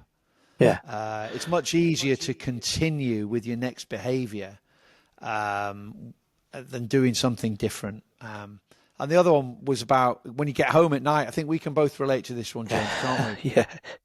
So you both your wife gets in from work, you get in from work, and maybe if your wife's in a gym kit and says, let's go to the gym, and here's your gym bag, well, maybe you might go to the gym. But if she's poured a glass of wine and says, do you fancy an Indian and a bottle of wine, well, and watch What The are you gonna Office, maybe you might do that. I like that. So he calls that- basically he says calls if that his wife's in the workout clothes, it'll happen. A decisive moment, doesn't he? Exactly. And I can relate to that. Yeah, I can. The other thing to make habits stick is talking about the 2-minute rule. Yeah, I like this. And it basically says you should start things small. So just like really, really simple. I like the idea. He calls this a gateway habit, doesn't he? Yeah. It just leads you naturally down a more productive path. Yeah. If you just, So he says, read before bed each night becomes read one page. Establish that habit. Do 30 minutes of yoga becomes take out my yoga mat. And that's the kind of gateway to the habit being formed. So start habits small, I think. So maybe go for a run, put on your running shoes, and then maybe walk 10 minutes in your running shoes. then maybe Yeah. walk 10,000 steps, and then maybe run 5K. So Couch this to is the 5K. whole thing of the coach to 5K, isn't it? Yeah. So that revolutionized lockdown, I seem to remember. Yeah, I knew a lot of people that did the couch to 5K. Did you Never do it, Sean? exercised in their life, but Yeah. they actually started to do park runs and all of that stuff Yeah. by just starting small, doing it, Yeah. turning up all the time, making it regular. Yeah. Yeah, So interesting. yeah, I like that. Okay. And the thing you're saying is just do it for 2 minutes and then stop. Don't carry on. Yeah. Just do it. Don't yeah. carry on, because then he talks about over on 165. You were talking about Greg McKeown, weren't you? Oh, yeah. Leadership who advocates journaling and stuff. But he specifically writes less than he feels like. So he Yeah. kind of ends, and it talks about Ernest Hemingway doing the same thing. So he likes to stop writing when the going's good, so writing doesn't become a chore. So he knows, every day he stops when he gets to a good bit, so he's got something to write about the next day. Yeah, yeah. I've got a little book on Ernest Hemingway and his writing advice. It's quite good, actually. Oh, okay. It's Did not he like live a in Key West? text. I'm sure he did. Yeah, I remember being yeah. in Key West, and there was loads of T-shirts of him. He had a big, Yeah, long white beard, didn't he? yeah. Interesting guy. Yeah. And Okay. then, so it gives a quite nice little thing. Those of us who are watching it on video, on the end of, you can't really see that. Yeah, you can see it. I can't see it from my microphone. Anyway, is that really good TV? I don't think it is. There you go. You've got it better than me, James. There you It go. talks about habit shaping. Yeah. So, you know, the Go on. outcome might be to wake up at 6 a.m. every day. But, you know, to do that, maybe start by getting home by 10 o'clock. Yeah. And then maybe the next step, if you can get home by 10 o'clock and have all devices, TV, phone, all turned off by 10. Yeah. Okay. And then if you can be in bed by 10, the next phase, Yeah. maybe read a book. And then the next phase, if you can have lights off by 10, and then Yeah. maybe you can start thinking about getting up at 6 6 a.m. o'clock. Yeah. Interesting. So sort of standardized behavior before you become good at the habit. I like that. Yeah, he says standardize before you optimize. Yeah. You can't improve a habit that doesn't exist. So just start doing something and work from there. Chapter 14, How to Make Good Habits Inevitable and Bad Habits Impossible. Starts with Victor Hugo. Have you read The Hunchback of Notre Dame? Haven't read it, James. No. No. Me either. Have you? No. Good. Well, we're both the same. I thought you were going to make me look bad there. It's an interesting story, isn't it? Victor Hugo was facing a tight deadline because he'd been drinking with his mates for 12 months and not writing his book. Yeah. not writing his book. So he got his assistant to lock away all of his clothes, and he left him with a shawl, so he had to stay in and write. Yeah, he had nothing to go out in. And actually, he managed to write the aforementioned book, Hunchback of Notre Dame. He delivered it early. So we probably have to, I mean, this is 1830, so I don't know. I don't own any shawls. I don't know whether you do, James. No, I don't. But, you know, sort of what he's saying is just make it difficult to go out on the lash, I suppose. Yeah. You know, make bad habits hard. And that's what Victor Hugo did. So It's an inversion of the third law, isn't it? Because you're trying to make it difficult. That's what I mean. This chapter kind of repeats a little bit of the previous one. Yeah. But that's what he's saying. It's how do you make good habits? It kind of repeats, but how do you make bad habits impossible? Well, you know, hide all your clothes away was a good one. He had someone else who had some electric device that turned his internet off at 10 o'clock every night. Yeah. So just make it easy for bad habits not to occur. And he's calling that a commitment device. That's what he's trying to talk about. I mean, some of it seems obvious. He says you want, you know, but I suppose we should do the obvious things. So you want to get a better night's sleep. You know, buy a good mattress, get some blackout blinds, you know, get the TV out of your bedroom, maybe have an automatic savings plan if you want to save some money. Yeah. My favourite, again, is the bane of many people's lives, and that is the mobile phone. But again, it's just another version of how to, you know, don't give it to your friend or something. This one, he gives it to his assistant and makes his assistant change all the passwords on the phone, and they can't look at it for the whole week. But again, Can't he look at says his it gets social so media. more done. Yeah, can't look at social media. Yeah, sorry, all the social media activities on the phone he bans. But actually, when he gets it back on a Friday night, he's kind of, what was the term he used? He says he discovered that he had more motivation to work more meaningful tasks when he removed the mental candy from his environment. And it became much easier to eat the healthy stuff. So, yeah, that was this, try to get rid of the bad stuff and try to do that through techniques like getting someone to change the password and not letting you know them till the end of the week. And it kind of worked. I mean, what does it for you? What kind of annoys you? What do you get like dragged down a rabbit hole on? Well, just like, when you're getting notifications and... Yeah, I get dragged down. There's something I keep meaning to get rid of, but I can't get rid of it. You're probably unsubscribed from it, and it's completely irrelevant to me, really. It's called Nextdoor. It's like some Irish lady who set this thing up in Silicon Valley. She's like a billionaire now out of it. And it's basically a kind of social media for your local neighborhood. But it's full of curtain twitchers. Okay. Oh, I've just seen a rough-looking man walking up the street. I think he could be a car thief. Watch out. And it's kind of addictive. People, have you seen my cat? I just need to turn it off. And there's a couple of others, people sending me kind of deals on, is it Sports Pursuit? It's like a TK Maxx of the internet where they're getting rid of surplus sports gear or whatever. So I'm always tempted to see what I can get a deal on. I should turn it off, So I try to unsubscribe from most things, but those things I've just seemed to, maybe I should make a commitment to you, James, that I will no longer be on there. So anyway, that is everything on the third law of behavior change. Basically, make things difficult. Yeah, and if you can use technology to automate habits, that's going to help you achieve the right behavior. So how do we make it satisfying? How do we make it satisfying in the fourth law? It talks about the cardinal rule of behavior change. It begins about hand washing and stuff. I didn't get that, James. No, I didn't relate to that at all. But I got what he was talking about, the way our brain is wired, and he talks about the mismatch between immediate and delayed rewards. Yeah. So on 187, he talks about, back in the day when I was an elephant or a lion, I felt a bit hungry. I go and kill a zebra and I feel full. And that's great. And that's an immediate return. I get a very immediate return reward. Yeah. Yeah. But he says in the human things, what we do today doesn't get us benefit today. So you do a hard day's work, you get pay in like 3 weeks' time. Yeah. If you exercise today, you might be slimmer next year. So we are now existing in what he describes as a delayed return environment. Yeah.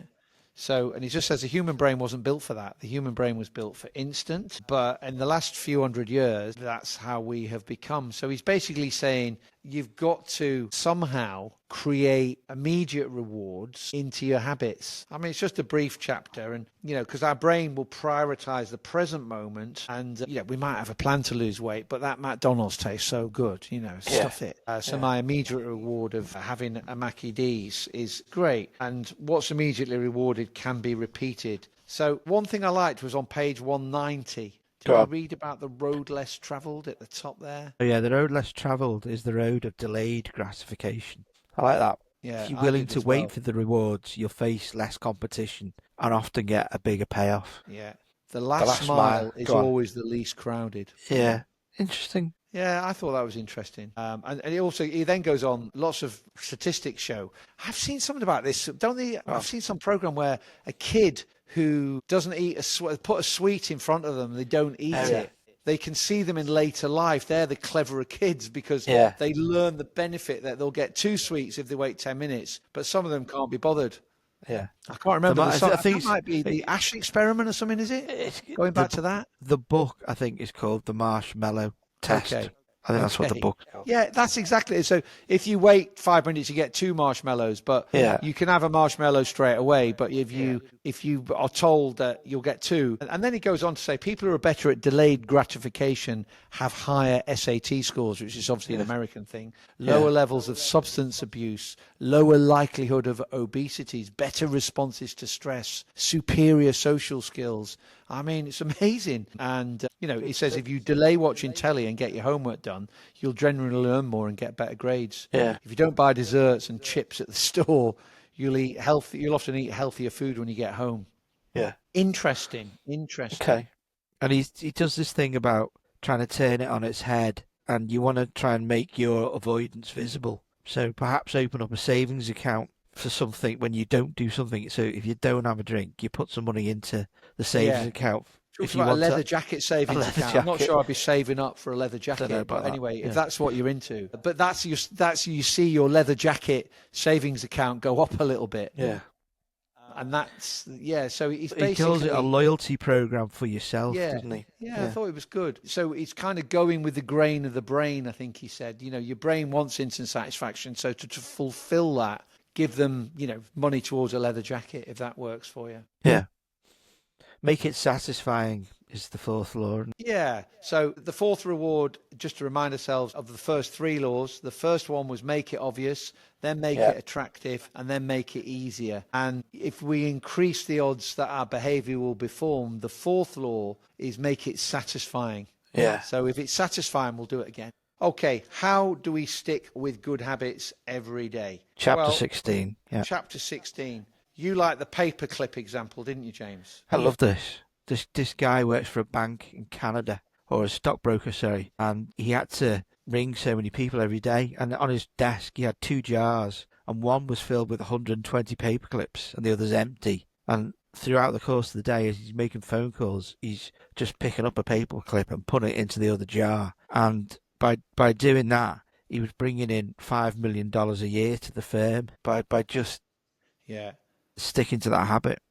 Yeah. And that's so true, isn't it? I mean, it's a when clear evidence of his behaviour, isn't it? So it's kind of saying, let's create a kind of visual measure, and you can see how you're progressing. But that, when I've done sales and stuff, it is you do just have to do the work. You've got to make the calls, and having that kind of visual representation of what you've done, I think it's terrific. That I'm definitely going to give that a go when I next try and sell something. Yeah, I think that's really, really very powerful indeed. Yeah, I think so.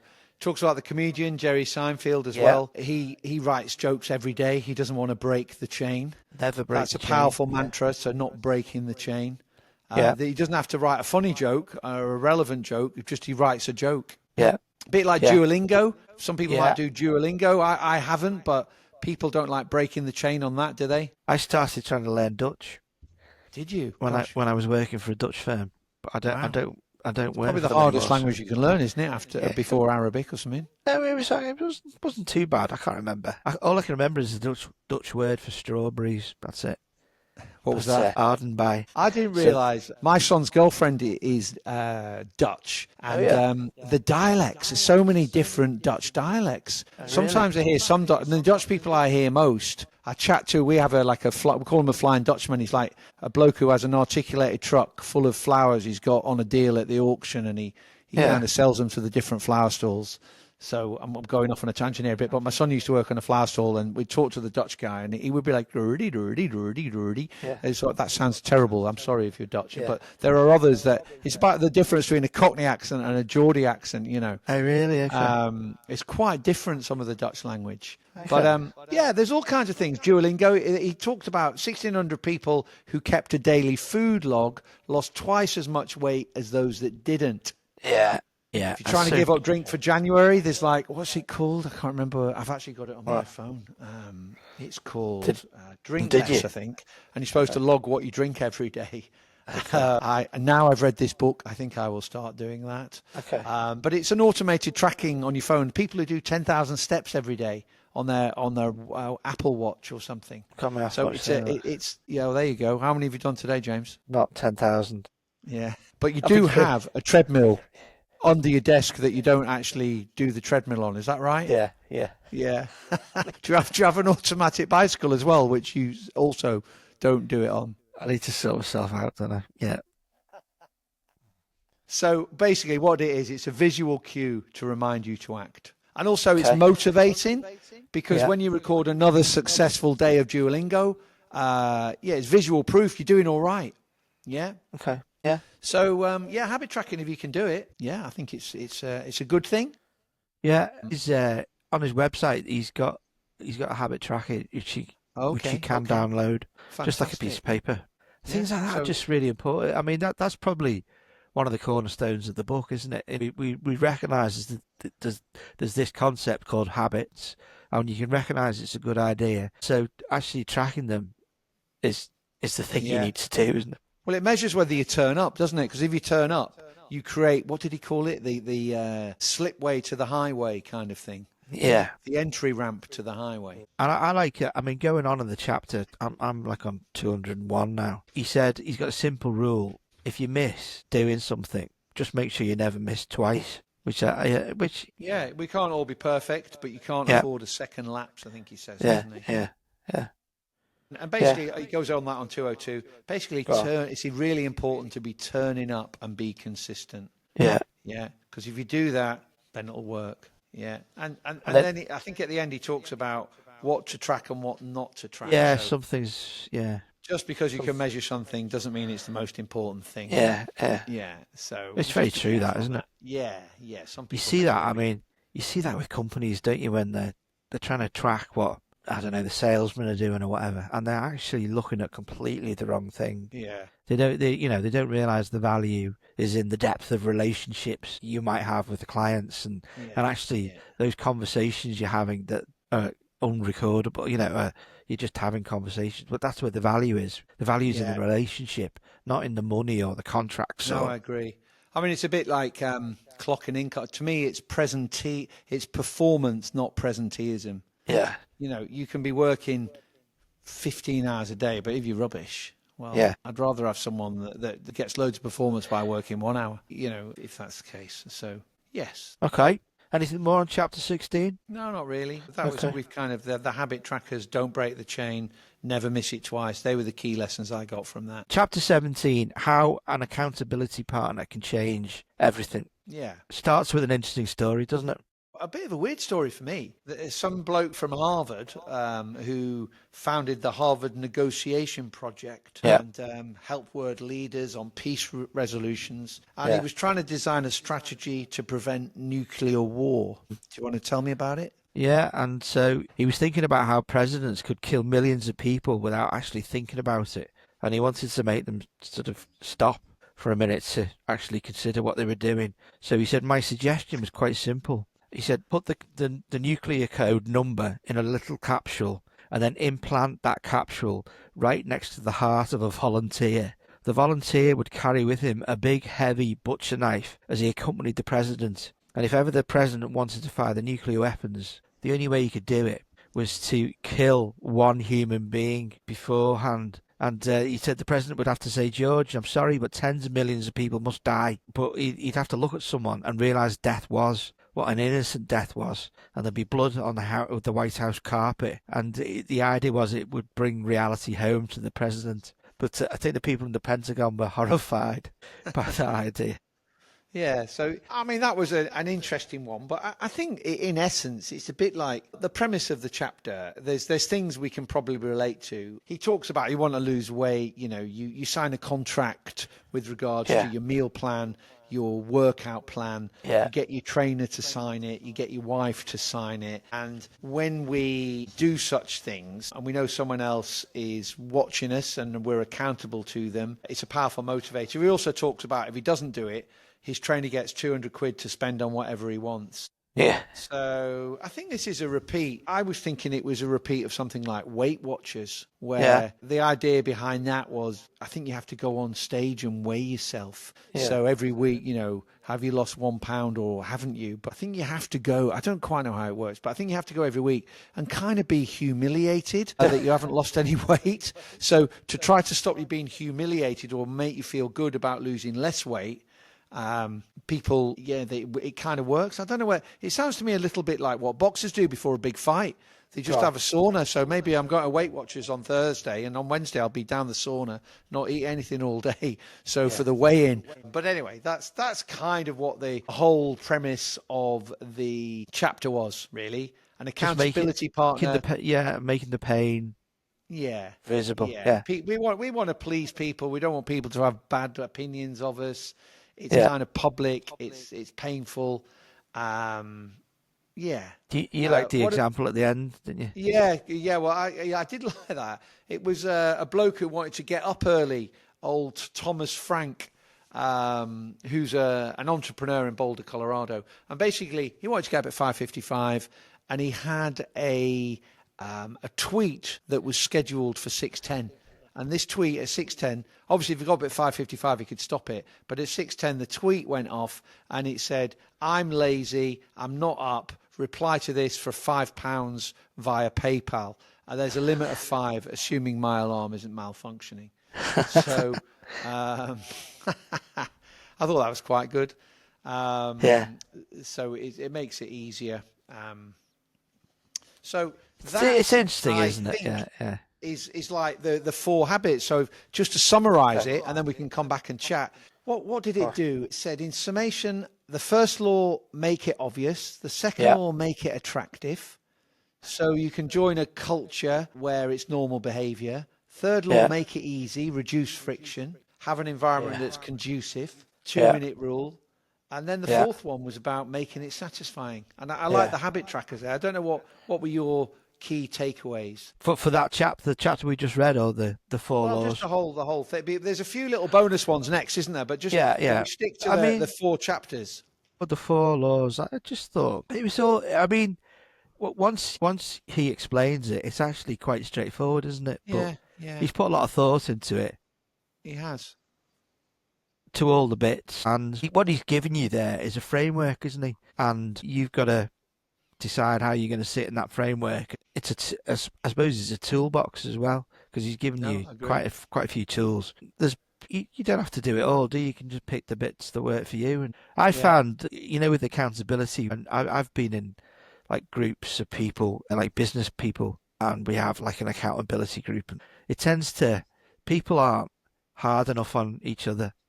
You start out with good intentions, don't you? And I tend to find those things kind of fall apart quite quickly. For me, I know you used to do those with the bloke it's that lived in the Darling Buds of May house. Yeah, the Darling Buds of May house. Whoever, I remember him. He was a famous entrepreneur. Okay. What, Nigel Boswell? I think so. Yeah. Does he live? I don't know. Were you in a group with him? Yeah. Can we talk about that, or shouldn't we? Yeah, that's fine. Yeah. I remember reading about him. You were telling me you were in a group with him, and his dream was to buy the Darling Buds of May house in Kent, and that's where his house is. Oh, right, I didn't know that. There you go, little fact of a mate of yours. Oh yeah, you're right. Share, it's all about. I actually, I know you. It's not Nigel Boswell. I know you're talking about the Darling Buds of May house. I've seen it. I can't remember his name. I've seen him as well. I know exactly you're talking about. Yeah. That's right. God, that's just a memory. Yeah, but anyway, I the accountability bit, hasn't really worked for me personally, but the rest of it, I think, very easy book to read, and lots of actionable stuff. You could say a cynic, when I talk about things to like finance teams and stuff about how to influence their stakeholders, and they all say it's all obvious, and it's like, well, yeah, it is. All this is obvious, but all the feedback I've got from all your stakeholders, you don't do any of it, so it's obviously not that obvious to you. So here's a little toolbox to get out a few little behaviours, and you'll achieve great things. Yeah. But so it's like a lot of these things. Common sense ain't so common. No, that's very true. And this gives you a kind of a checklist of what to do. And hopefully, if you follow it and you do it regularly, it becomes a habit. And then hopefully it's common sense. Okay, so that's the book. But as with all good books, there's a few like bonus features at the end. Which we're going to talk about, and it talks about some advanced tactics, which we'll talk about now, I suppose. So chapter 18 is the truth about talent, when genes matter and when they don't. So another good story to start, all about Michael Phelps. What do you make of this one? It basically talks about it picks up 2 sports people who were just fortuitously genetically appropriate for what they did. So Michael Phelps, 6'4", massive torso, short legs. Apparently that's the perfect body for swimming. I'm sure he had webbed feet as well, which makes him even more perfect for swimming. But you'll have to check that one up. But I'm sure he had like webbed, his big toe and his next toe had a big load of skin between them, so they were like flippers. I thought. I might be wrong. Sorry, Michael, if I've just misdescribed you. But there was another bloke who was a famous runner. Yeah. Hisham Giroud, the greatest runner of all time. Giroud. He was 5'9", had really long legs and a really short torso. So what the point began with, they've got really good genes.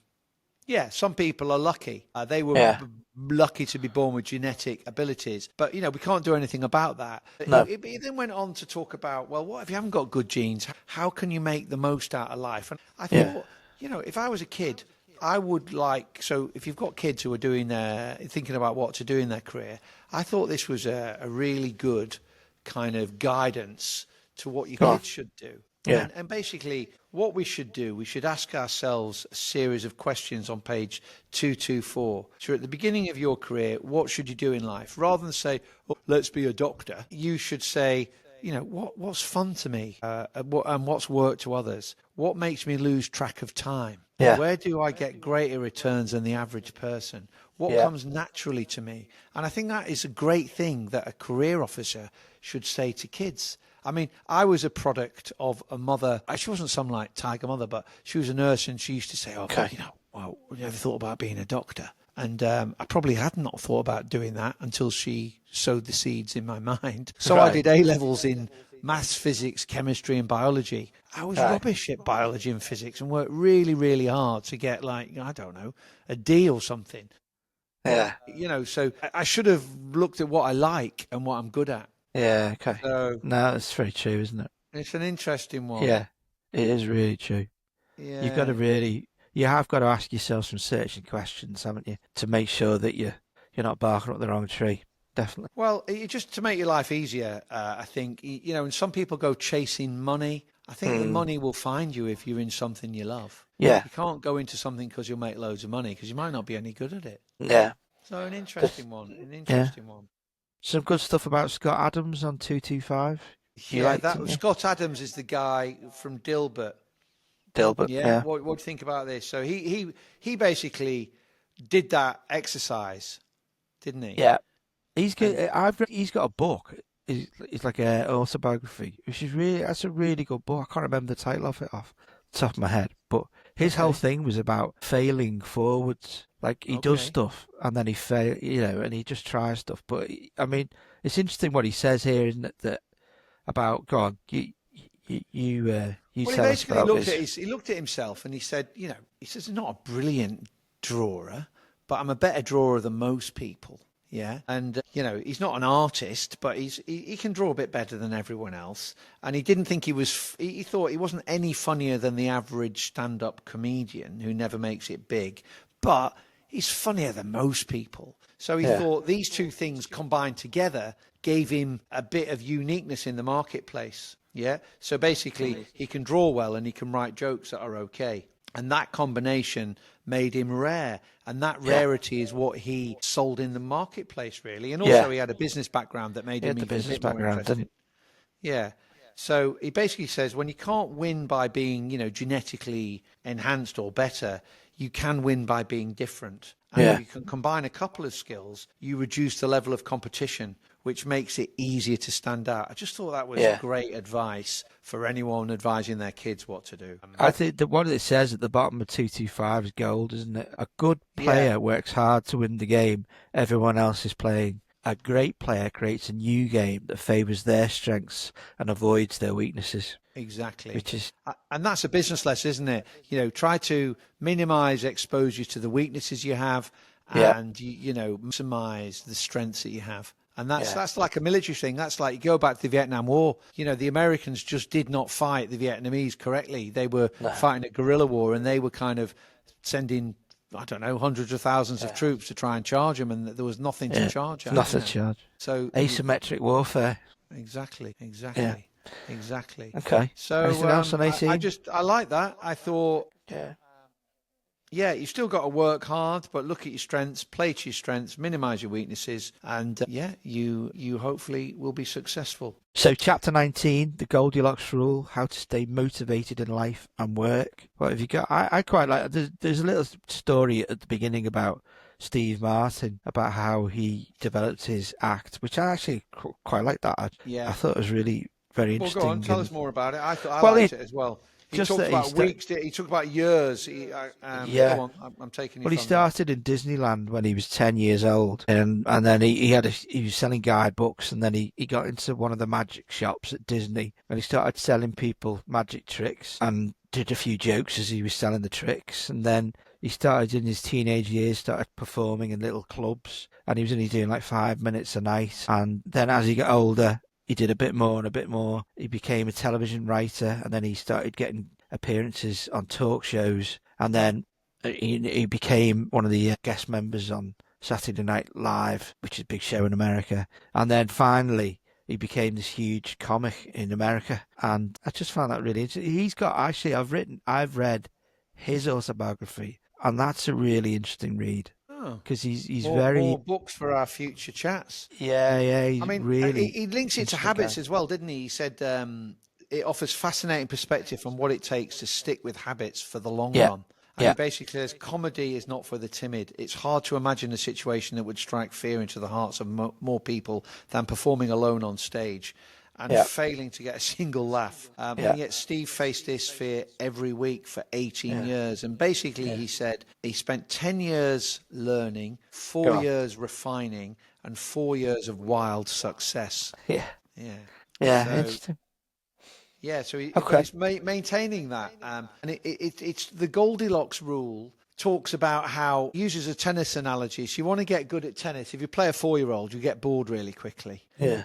because you just beat them. And if you play Roger Federer, you'll also get demotivated because you'll just get battered by him. So Yeah. you want to play people who are kind of about your level, and that will keep you motivated. So Yeah. that's the Goldilocks rule. I'm not quite why I don't quite get it. Why do they call it the Goldilocks rule? Because he's not too hot and not too cold. Okay, I get it. Okay. Sorry, I missed that one, James. So that's how. So you basically, to maintain your habit, you need to be motivated. If you get good at your habit, you can get bored. So Yeah. what do we do? Well, there was an interesting one about an athletics coach who basically wanted to know what's the difference between the best athlete and everyone else, and what do really successful people do more than most people. Yeah. And he said, well, there's the obvious ones. There's the genetics, there's the luck, there's the talent. But then he said something that what they also do is they can handle the boredom of training every day more than others can. And the greatest threat to maintaining your habits is boredom, which I thought was quite interesting. Yeah. That's really. And I like the linkage at the bottom of 234. I don't know whether you Go picked on. that one. Go on. It said, What have you got there? it talked about, looked at habit forming products, and it said it's why many of the most habit forming products kind of remove boredom by continuous forms of novelty. They keep innovating in what they do. So he talked about video games provide lots of, they keep changing with different visual novelty. Junk foods provide culinary novelty. And each of these experiences offer continual elements of surprise. So they're trying to overcome the boredom that comes with playing a video game every day and making it different. Yeah. Yeah, but make sure, you try to can deal with the boredom. There was a thing you really liked, I think, about the difference between professionals and amateurs. Professionals stick to the schedule. Amateurs let life get in the way. Exactly. It's just, And I think that's that, really that good. kind That. of sums it up. Yeah. So Yeah. it's basically that chapter. Anyone can work hard when they feel motivated. And it's the Okay. ability to keep going when work isn't exciting that makes a difference. So we're in danger with developing habits of being bored by them. And it's just Yeah. to think about how we keep them motivating us. Yeah. Yeah. Take a professional view. Yeah.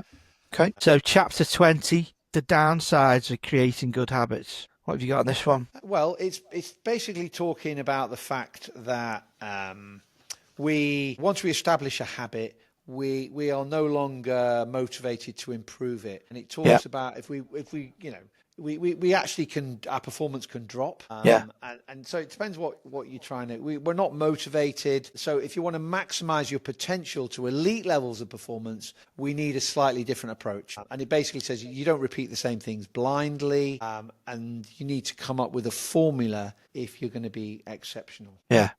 Yeah. Habits plus deliberate practice equals mastery, Yeah. which I thought was Yeah, I agree. And he defines what mastery is. It's the process of narrowing your focus to a tiny element of success, repeating it until you've internalized that skill. And yeah, you can then move to the next level. Yeah. And he talks about the LA Lakers. I like Go on. this. Yeah. Basically, there was a coach, I think he was called Pat Riley. He was the coach of the LA Lakers, and he made them the kind of greatest basketball team ever. And he defined a formula. Again, it was a kind of measuring stick, but it wasn't just how many goals you got. It was a whole list of things he had in there. I'm trying to remind myself of some of them. Was things like Was it assists and going whatever? after rebounds when you're likely to get them or not, helping a teammate when the player is guarding a surge past him, and other unsung heroes. It's not just about... So it was a whole kind of thing he did, and he had a formula, and he used that formula to score each player. And he actually used that formula on players from the 70s and 80s and scored all of them. And then the people had to... They had a standard, a benchmark. And I thought that was very interesting. And That was he was talking about Magic Johnson, about how to be best ever. But really, I thought this reminded me of what we talked about earlier, and when we were talking about Dales Brailsford with the British cycling team. And he did exactly the same 1% improvement. And I think good for him. It's a great thing to copy. He copied what went on with the LA Lakers in the 80s for his cycling success in the 90s. Right, okay. So I thought that was really good. Again, it's about measuring. It's about having a performance evaluation. And then the other thing I liked was about how on page 245, he would do 2 primary modes of reflection and review every December. And This is James Clear. We're talking about that. This is James Clear, sorry, yes, yeah. Yeah. So he would tally the habits for the year by counting how many articles he published, how many workouts he put in, how many places he visited. And then he'd reflect on his progress or lack of by answering 3 questions. And he said, what went well this year? What didn't go well this year? And what did I learn? And I think that's a great thing to do in life. It's a bit like what companies do, don't they? They do like a year end, which is an evaluation of what they've done. And they do an annual report of what's good and what's bad. Yeah. I think to do that as a human is a great thing. I mean, I've spent a lot of my life working in finance doing annual reports, and I've never really made that connection that it might work for me. And then he links that again to an integrity report in 6 months after that. And he looks at his values and whether he's been living them. So again, this is stepping into Stephen Covey territory, isn't it? 7 habits and stuff. So what are the core values that drive my life and work? Thomas Christiansen, again, these are like mantras of Mormon religion almost, some of these. That's what the 7 habits are. If you look at the mantras of the Mormon religion and you look at the 7 habits, they're very similar. And how am I living and working with integrity right now? And how can I set a higher standard in the future? So he says it doesn't take very long, a few hours, but they're crucial periods of refinement so that we don't get trapped in a ditch. And a reminder to revisit so it's a bit like going back to your mission statement. If your mission statement is a genuine reflection of what you stand for, your values, not always, sometimes it's just a load of PR puff, but if it truly is, it helps you reassess your perspective and whether you're doing. So I like that. I really like that. And then he talked about the dangers of habits holding you back. I don't know whether you picked up on that one. Yeah. Was that in terms of keeping your own identity small, making sure that he talks about the teacher ignoring innovative teaching practices. Yeah. And the manager who's committed to doing things his way, or the surgeon that dismisses the ideas of younger colleagues. And so we've got to keep fresh, and we've got to keep open-minded. And if we really establish really strong habits, they can kind of stop us from actually innovating and doing things. So I suppose that's if we've really established these habits, but we just have to be careful. The tighter we cling on to the past, the harder it becomes to grow beyond it, I think was what it was saying. So just a few little words of warning at the end, I would say. Some good tips, some good words of warning. And then it finished off with a conclusion. The secret to the results that last. What was your takeaway from the holy grail of habit change is not a single 1% improvement, but thousands of them. And that's what it's about, isn't it? It's about stacking Exactly. these habits. And he Exactly. says, gradually, as you continue to layer small changes on top of one another, the scales of life start to move. Yeah. And this is all through a commitment to tiny, sustainable, unrelenting improvements. Yeah. So Really it's a good. lesson. It's not going to happen overnight. And, I like the way he finishes it. He says, as this book draws to a close, I hope the opposite is true. With the 4 laws of behavior change, you have a set of tools and strategies that you can use to build better systems and shape better habits. That's basically what the book's about. Sometimes a habit will be harder to remember and you'll need to make it obvious. Other times you won't feel like starting and you'll need to make it attractive. In many cases, you may find that a habit will be too difficult and you'll need to make it easy. And sometimes you won't feel like sticking with it and you'll need to make it satisfying. Yeah, a great Really good. conclusion. It's Yeah, continuous process. There's no finish line. There's no permanent solutions. We're all about improving on our journey. Yeah, never stop making improvements. And yeah, you'll make tiny changes to get remarkable results. A great book that I think is worth summarizing. It's worth contextualizing in whatever life you have. If you're a CEO, if you're a parent, if you're, trying to be an athlete to win a race, if you're a student trying to pass exams, I think the whole book is a great way of living. 10 out of 10 for me, that one. 10 out of 10. Yeah, absolutely. 10 out of 10 for me as well. And I'm going to sign. I have actually signed up for his blog, but I will actually try to, and he sends them to me.